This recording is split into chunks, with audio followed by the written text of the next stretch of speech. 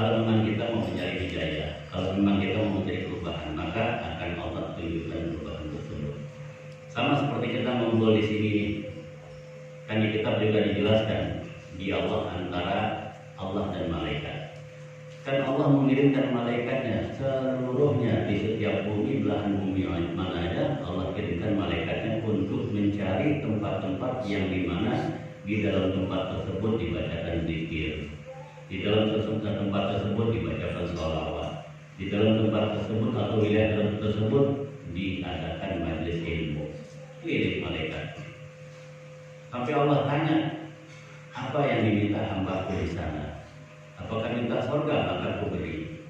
Apakah minta ampunan, maka aku berikan ampunan pada seluruhnya yang ngaji, seluruhnya yang hadir di majelis, seluruh yang hadir di majelis zikir, semuanya Allah beri ampunan. Tidak ada satu pun yang ketinggalan. Maka Allah antara Allah dan malaikat, Allah bilang semua yang hadir di majelis ilmu, semua yang hadir di majelis zikir, maka aku beri ampunan. Tapi diprotes sama malaikat. Itu di kitab ada diprotes, ya Allah, itu yang hadir di majlis modelnya niatnya macam-macam. Ada yang datang niatnya ini, ada yang datang niatnya itu. Bahkan malaikat juga lapor ke Allah, ya Allah dia datang nyender doang, merem tidur. Ya Allah dia tiba datang pengen tahu doang. Ya Allah dia datang cuma karena pengen kagak enak, kalau udah lama nggak ngaji kok. Ada yang bersih. Intinya saya nggak nyindir siapa-siapa enggak. Kan masing-masing kata malaikat modelnya niatnya beda-beda. Ada begitu. Ada yang di majlis tidur aja, ada di majlis ngobrol aja, ada yang antara memang agak enak. Tapi apa jawab Allah Subhanahu wa Ta'ala? Tetap karunia ampunanku tetap kuberikan kepada orang yang ada di dalam tempat tersebut. Enggak dipilih-pilih Allah Ta'ala. Jadi nggak dipilih-pilih, mau yang tidur nggak dikasih, tetap dikasih ampunan. Mau yang datang di bang niat pengen tahu doang, tetap dikasih ampunan Allah Ta'ala. Sama seperti kita nih yang hadir, begitu yang hadir saya lihat nih, wah merem, jangan dikasih kopi. Wah, di ngobrol aja, jangan dikasih itu, jangan dikasih makanan. Enggak, kan tetap mau yang merem, kayak mau yang lagi pusing, tetap dikasih kopi. Ya. Setelah manusianya beda-beda, maka Allah juga dalam bedakan. Maka Allah turunkan ampunan semua bagi orang yang ada di majelis. Itu keutamaan orang yang suka hadir di majelis ilmu. Makanya jangan pernah malas-malas kita. Wasari'u ila maghfiratin min rabbikum. Jadi kita disuruh cari itu ampunan Allah. Sambil kita bertobat, tapi wasari'u segera datengin ampunan Allah. Ada di mana aja, di antaranya ada di majelis ilmu, ada di majelis zikir. Maka kalau ada majelis zikir, majelis ilmu, jangan malas, itu ampunan dari Allah Subhanahu wa Ta'ala. Wa jannatin arduhas samawati wal ardh. Allah sediakan bagi orang yang memang mencari ampunan Allah surganya yang luasnya lebih luas daripada 7 langit, 7 lapis langit, 7 lapis bumi. Buat siapa? Orang yang bertakwa takut pada Allah Subhanahu wa Ta'ala. Nah, kisah tentang orang yang tiba hadir doang di majelis dapat manfaat itu banyak dikisahkan, gitu ya. Fadilahnya banyak. Walaupun yang tiba hadir doang itu tetap nggak usah bingung, jangan nggak usah khawatir, tetap hadir aja. Walaupun tiba datang ngobrol bang, nggak apa-apa hadir. Dapat ampunan dari Allah Subhanahu wa Ta'ala, dapat keutamaan. Karena majlis-majlis yang di dalamnya zikir, majlis-majlis yang di dalamnya ada ilmu, itu hakikatnya majlis taubah, majlis minta ampunan Allah Subhanahu wa Ta'ala. Ada kisah di zaman waliullah, ulama besar yang bernama Habib Soleh Al-Bakar. Ini ulama besar. Beliau ini pengarang kitab Sholatul Muqarrabin, itu pengarangnya juga Habib Soleh Al-Bakar. Nah sama, Habib Soleh itu pengajiannya banyak. Jadi ada muridnya Habib Soleh yang nggak pernah absen. Ada jamaahnya nggak pernah absen kalau ngaji di depan. Jadi nggak pernah absen lah. Pokoknya pengajian malam ini ada, malam itu ada, pokoknya ada terus. satu waktu dia pernah nggak hadir. Ini kisah orang yang datang ke majelis yang niatnya beda-beda nih. Yang niat datang ke majelis ada yang pengen tahu aja, ada yang pengen, pokoknya niatnya beda-beda. Nah, ini kisahnya dari sini. Nah, ini muridnya satu waktu nggak hadir. Begitu nggak hadir dia sama murid yang lain. Si Fulan kemana? Kata kawannya kan, nggak tahu ya guru. Si Fulan kemana? Nggak tahu ya guru. Nah, besok begitu kajian besok nongol dia. Begitu kajian besok nongol, ditanya, kemana kamu kemarin tidak hadir? Kata si murid ini, wahai guruku, kemarin saya tidak hadir karena nolongin orang taubat. Karena nolongin orang taubat kan juga penting, guru. Ya betul. Memang siapa? Itu kawan saya, guru. Kawan saya dari kecil sampai besar ini saya kenal sama dia, kenal baik.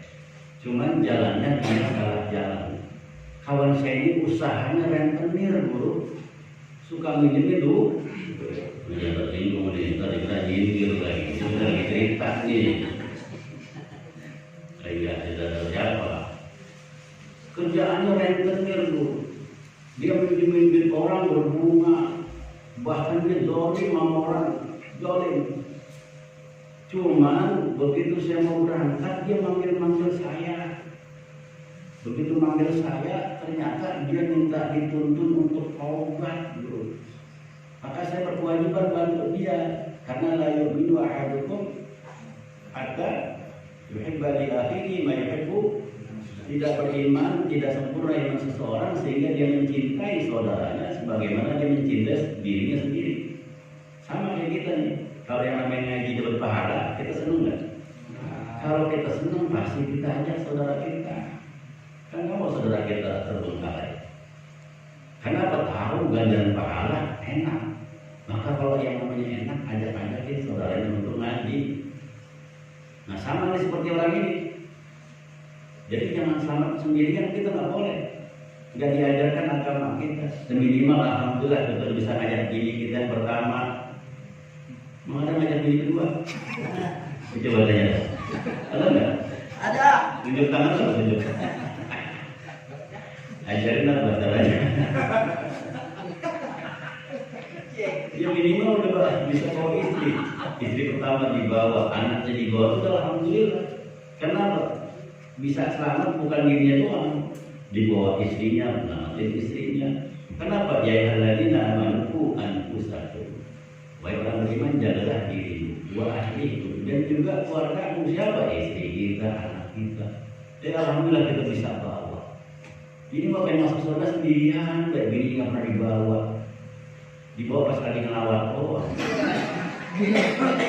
ya Allah, ajak nanti dirinya, ajak.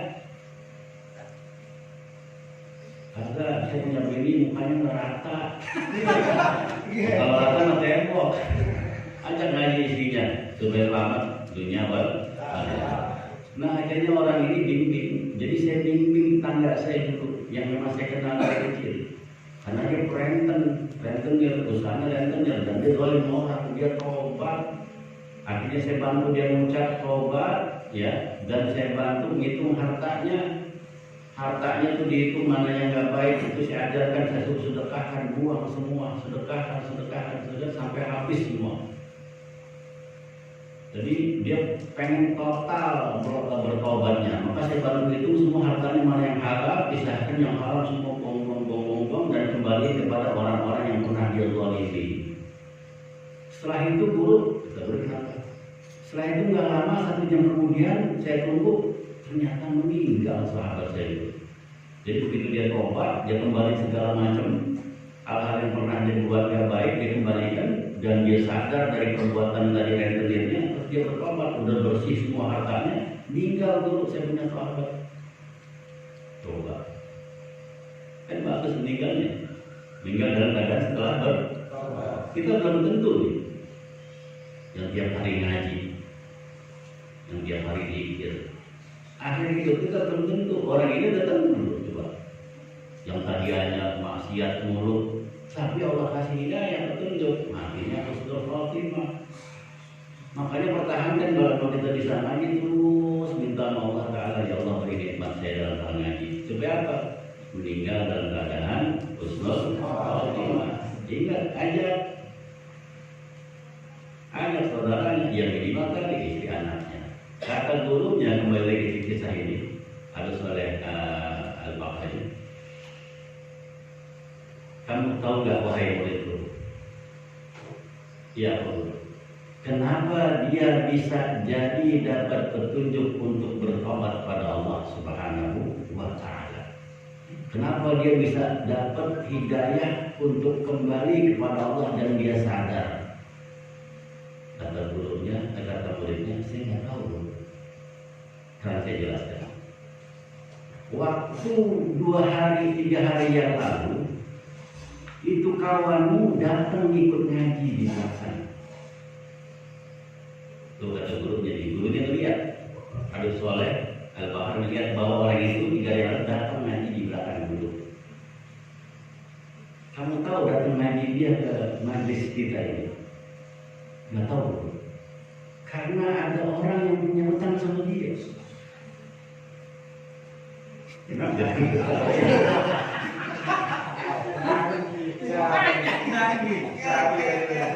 Ini sih lagi gue bisa yang dari kita. Ini mohon. Jadi orang yang datang ke sini 3 hari lalu duduk itu bukan pengen ngaji kata gurunya. Dia duduk karena anggota majelis kita ada 1 orang yang punya utang sama dia jatuh tempo belum bayar. Jadi cari ke saudara kemarin nggak ada di majelis, maka dia datang masuk ke majelis tujuannya mau ngaji. Cuma di saat lagi datang ke majelis mau ngaji, majelis belum selesai, saya belum selesai pelajaran. Akhirnya dia hormatin, dia duduk.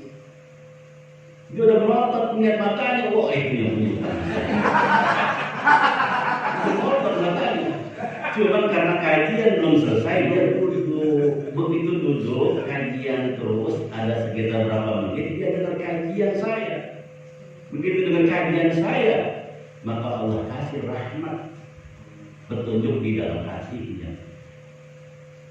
Tadian tujuannya ngaji mau naik, karena ada dapat ceramah, akhirnya dia pulang dia merenung.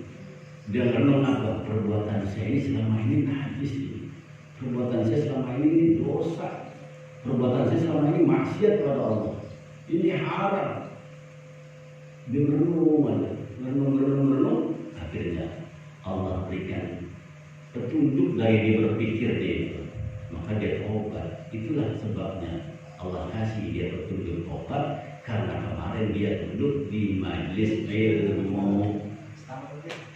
Nah, istighfar ini maaf ya, penyiar istighfar dah. Ini ada kisahnya nih, terulang dari sini. Itulah berkahnya majlis. Maka jangan pernah kalau ada majlis malas-malas. Maka ditawarkan sama Allah Ta'ala orang yang ada di majlis, maka doanya dikabulkan oleh Allah Ta'ala.